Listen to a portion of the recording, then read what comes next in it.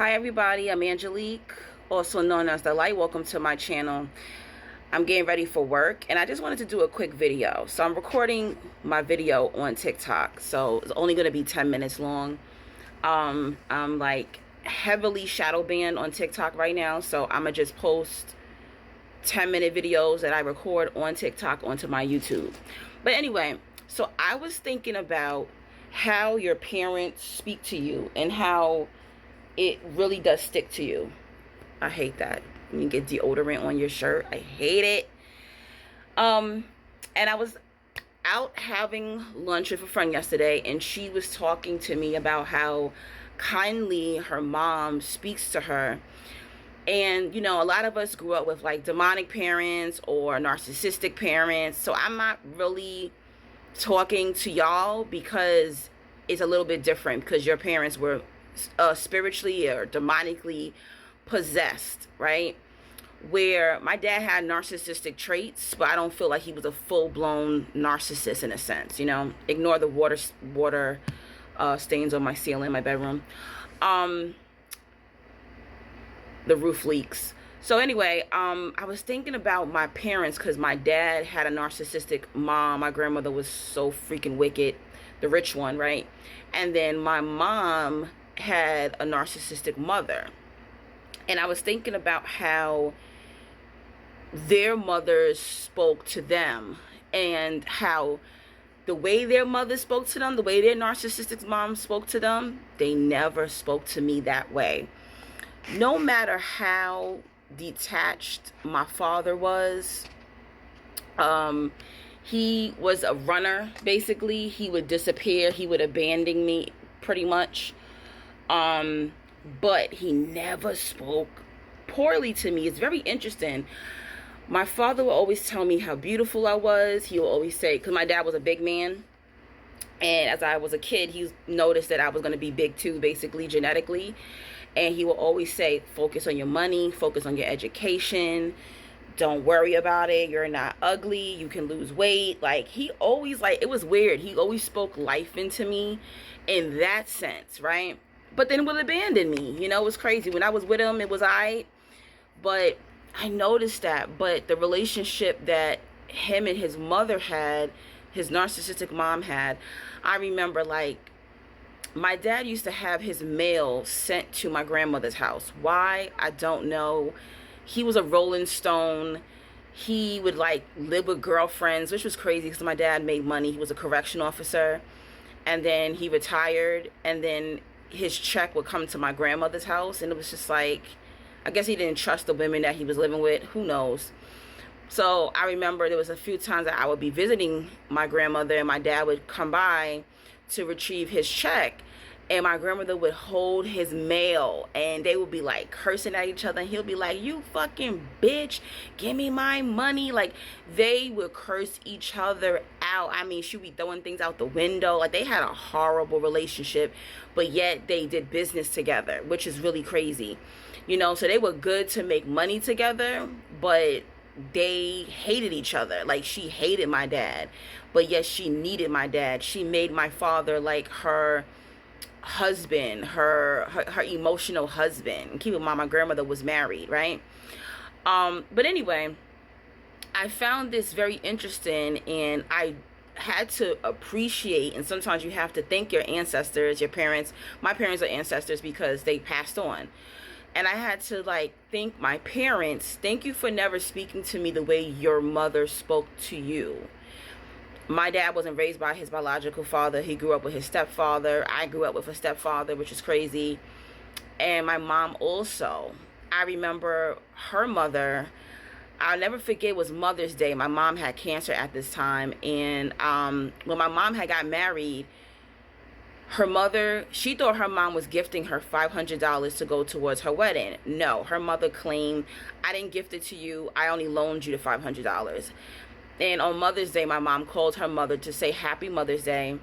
And as I walked in the room, I remember hearing her mother saying, you fucking bitch, I don't give a damn about no Mother's Day. Give me my motherfucking $500 back, ho. Like, and I'm like, what? Like, how do you talk to your child like that? Even if she's a grown woman, they're a grown child. How do you talk to your child like that? Your grown adult child. How do you do that? And I could just see the little girl in my mom. She was in her bed and she like kind of crumbled. I have seen grandmothers and mothers be able to make the most gangster men that I know, killers, men who have taken people out, just crumble. And that is the power of words. If you're a parent, be careful what you say to your children. I'm not a mother yet, but be careful what you say to your children. That sticks with you forever. I even watch crime shows and they bring in these killers' mothers, grandmothers to make them confess. You have that power to give your child life through words. Words are seeds. They grow in your children, I'm telling you.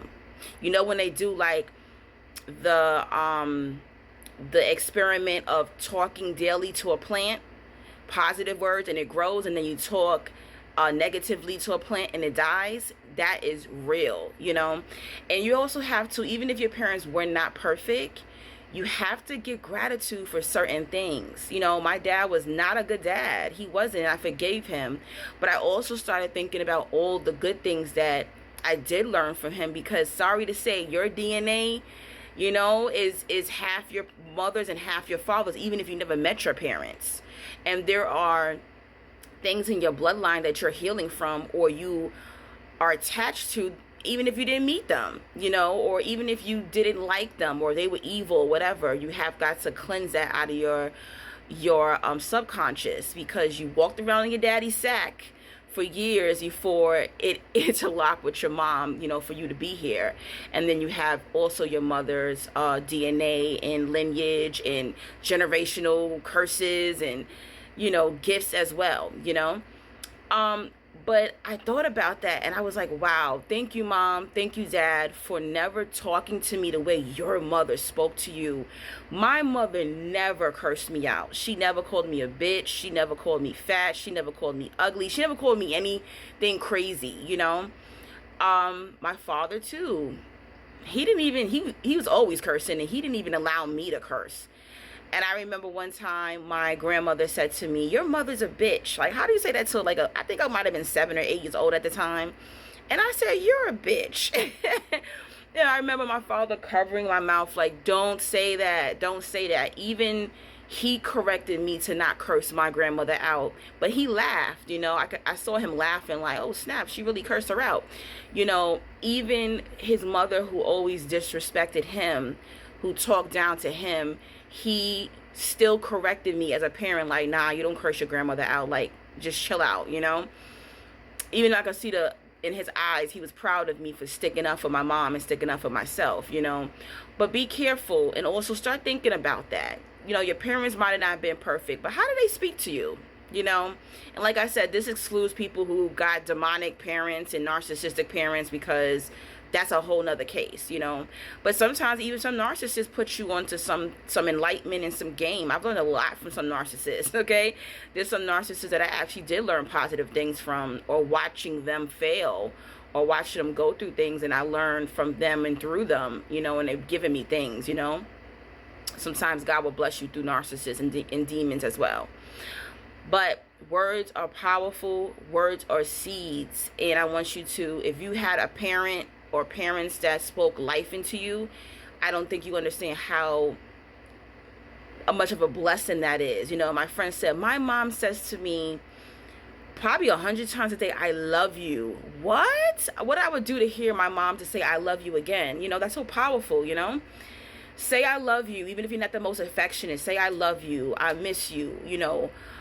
Check on, your children, your adult children sometime. Oh, I'm going out, call them, hey, you good? Even if it annoys them. And I'm telling you, those of you who still have your parents in their life, and your parents annoy you, you better soak up all that energy and all those beautiful words that they're giving to you, and them being concerned for you, because one day they're not going to be there. All right. So yeah, that's just a quick lesson. Think about it. How has your parents, how they spoke to you, impacting you, and how are you going to speak to your children, or how do you speak to your children? Check yourself.